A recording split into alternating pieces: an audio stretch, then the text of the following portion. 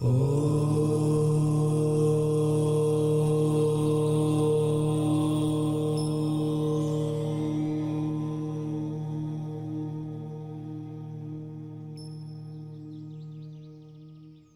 नमः शिवाय। माना जाता है कि 16 सोमवार रखने से घर में सुख और समृद्धि आती है और घर की कलह का नाश होता है, रोगों से मुक्ति मिलती है और पति पत्नी के संबंधों में भी मधुरता बढ़ती है। महादेव भोलेनाथ को प्रसन्न करने के लिए 16 सोमवार का व्रत एक अति उत्तम व्रत बताया गया है। चलिए हम भी सुनते हैं यह अति फलदायी 16 सोमवार व्रत की कथा।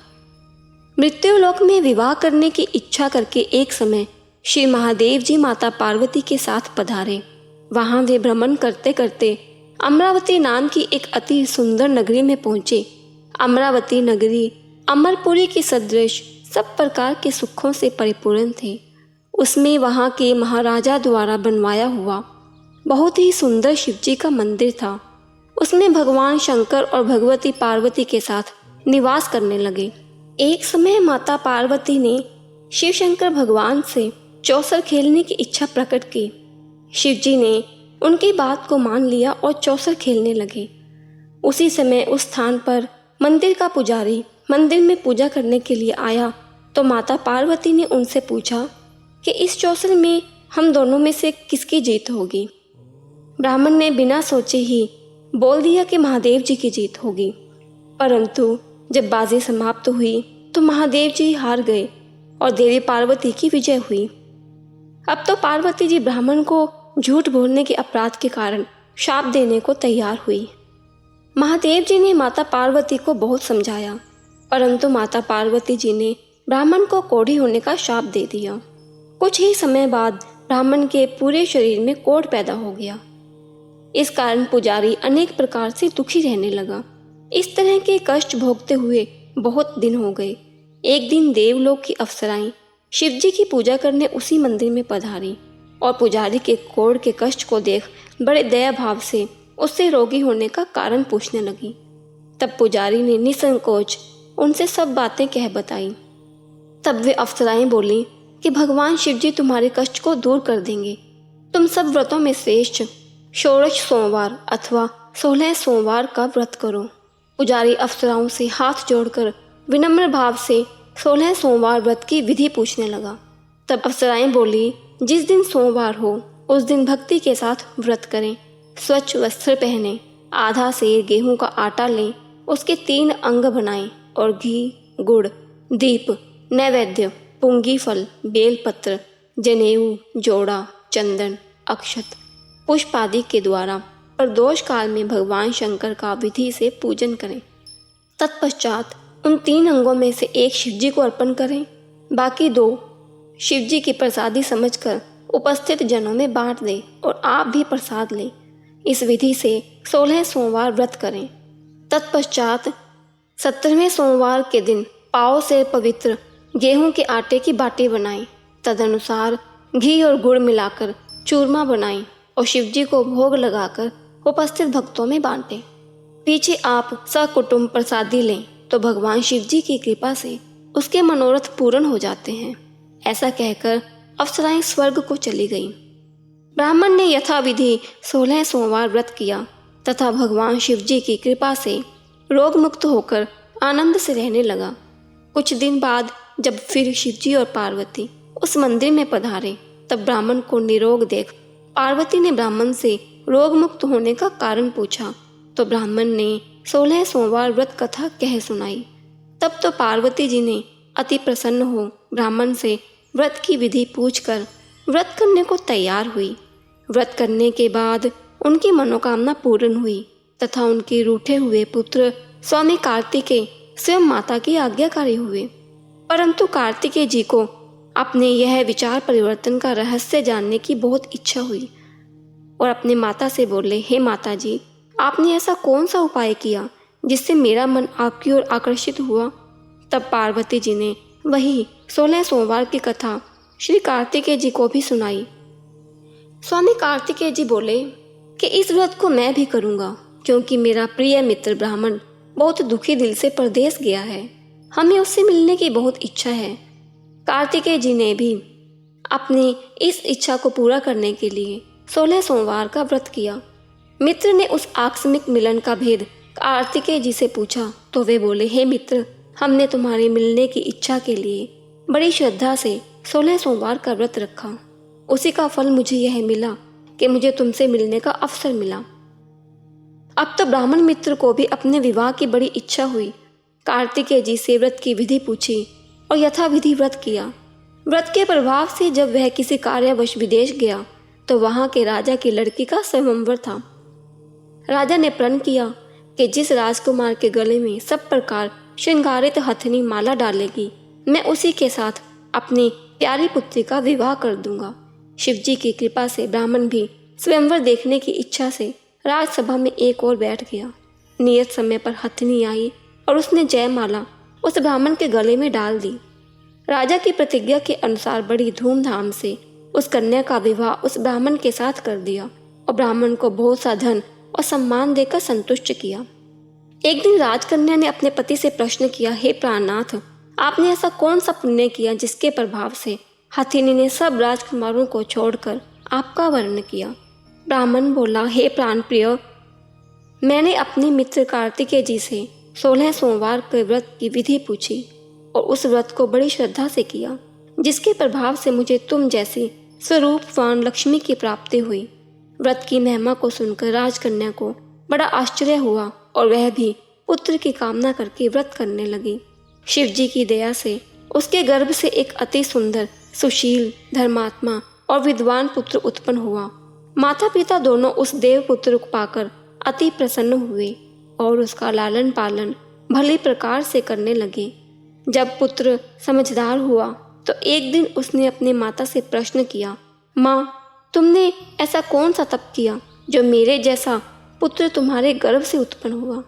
माता ने पुत्र का प्रबल मनोरथ जानकर अपने किए हुए 16 सोमवार व्रत को विधि सहित पुत्र के सम्मुख प्रकट किया।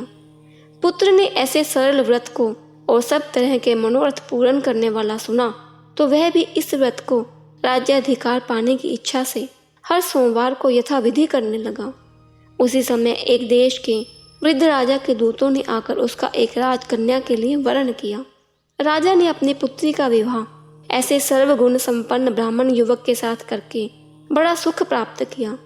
वृद्ध राजा के दिवंगत हो जाने पर यही ब्राह्मण बालक राजगद्दे पर बिठाया गया, क्योंकि दिवंगत भूप के कोई पुत्र नहीं था। राज्य का अधिकारी होकर भी वह ब्राह्मण पुत्र अपने 16 सोमवार के व्रत को करता रहा। जब 17वां सोमवार आया तो विप्र पुत्र ने अपनी प्रियतमा से सब पूजन सामग्री लेकर शिवालय में चलने के लिए कहा, परंतु प्रियतमा ने उसकी आज्ञा की परवाह न की। दास दासियों द्वारा सब सामग्रियां शिवालय भिजवा दी और आप नहीं गई। जब राजा ने शिवजी का पूजन समाप्त किया तब एक आकाशवाणी राजा के प्रति हुई। राजा ने सुना, हे राजा, अपनी इस रानी को राजमहल से निकाल दे, नहीं तो यह तेरा सर्वनाश कर देगी।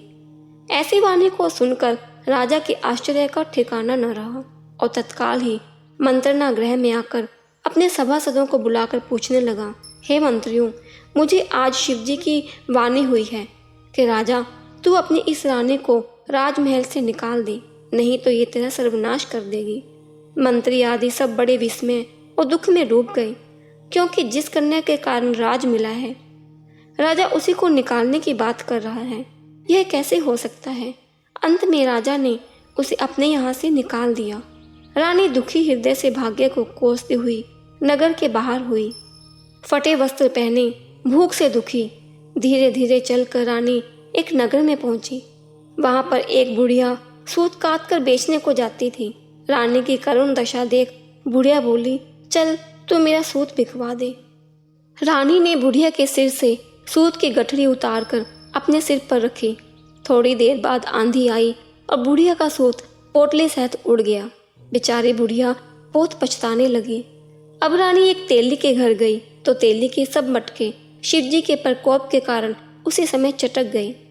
इस प्रकार रानी अत्यंत दुख पाती हुई सरिता के तट पर गई तो सरिता का समस्त जल सूख गया। तत्पश्चात रानी एक वन में गई। वहाँ जाकर सरोवर में सीढ़ी से उतरकर पानी पीने लगी। उसके हाथ से जल का स्पर्श होते ही सरोवर के नील कमल के सदृश जल में असंख्य कीड़े पड़ गए और वह पानी गंदा हो गया। रानी ने अपने भाग्य पर दोषारोपण करते हुए उस जल को पान करके पेड़ की शीतल छाया में विश्राम करना चाहा। वह रानी जिस पेड़ के नीचे जाती उस पेड़ के पत्ते तत्काल ही गिरने लगते।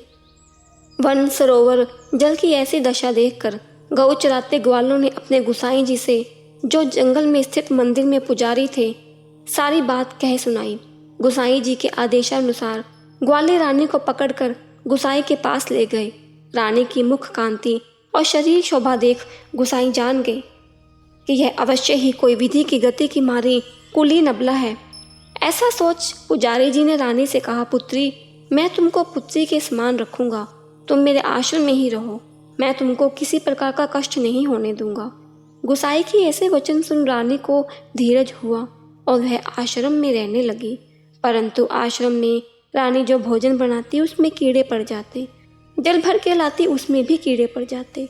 अब तो गुसाई जी भी दुखी हुए और रानी से बोले, हे बेटी, तेरे ऊपर कौन से देवता का कोप है जिससे तुम्हारी ऐसी दशा है। पुजारी की बात सुन रानी ने शिवजी की पूजा करने न जाने की कथा सुनाई। तो पुजारी शिवजी महाराज की अनेक प्रकार से स्तुति करते हुए रानी से बोले, हे पुत्री, तुम सब मनोरथों को पूर्ण करने वाले 16 सोमवार का व्रत विधि सहित रखो। गुसाई की बात मानकर रानी ने 16 सोमवार व्रत को विधिवत संपन्न किया और 17वें सोमवार को पूजन के प्रभाव से राजा के हृदय में विचार उत्पन्न हुआ कि रानी को गए बहुत समय व्यतीत हो गया, न जाने कहाँ कहाँ भटकती होगी, उसे ढूंढना चाहिए। यह सोच रानी को तलाश करने के लिए राजा ने चारों दिशाओं में अपने दूत भेजे। वे तलाश करते हुए पुजारी के आश्रम में पहुंचे। दूत पुजारी के आश्रम में रानी को देख बहुत प्रसन्न हुए और पुजारी से कहने लगे कि रानी को हमारे साथ भेजने की आज्ञा दीजिए। परंतु पुजारी ने उनको खाली हाथ लौटा दिया। दूतों ने राजमहल में जाकर महाराजा से ये सारी बात कह सुनाई। तब महाराज खुद उस पुजारी के आश्रम में आए और पुजारी से प्रार्थना करने लगे, महाराज, जो स्त्री आपके आश्रम में रहती है वह मेरी पत्नी है। शिवजी के कोप से मैंने उसको त्याग दिया था। अब इस पर से शिवजी का कोप शांत हो गया है, इसलिए मैं इसे लेने आया हूँ। आप इसे मेरे साथ जाने की आज्ञा दे दीजिए। गुसाई जी ने राजा के वचन को सत्य समझकर रानी को राजा के साथ जाने की आज्ञा दी। गुसाई की आज्ञा पाकर रानी प्रसन्न होकर राजा के साथ महल में आई। नगर में अनेक प्रकार के बधावे बजने लगे। पंडितों ने विविध वेद मंत्रों का उच्चारण करके अपनी राजरानी का स्वागत किया। ऐसी अवस्था में रानी ने उन्हें अपनी राजधानी में प्रवेश किया। इस प्रकार से राजा शिवजी की कृपा का पात्र हो राजधानी में रानी के साथ अनेक तरह के सुखों का भोग करते हुए सोमवार व्रत रखने लगे। ऐसे ही जो मनुष्य मनसा वाचा कर्मणा भक्ति सहित 16 सोमवार का व्रत पूजन इत्यादि विधिवत करता है, वह इस लोक में समस्त सुखों को भोग कर अंत में शिवपुरी को प्राप्त होता है। यह व्रत सब मनोरथों को पूर्ण करने वाला है। ओम नमः शिवाय।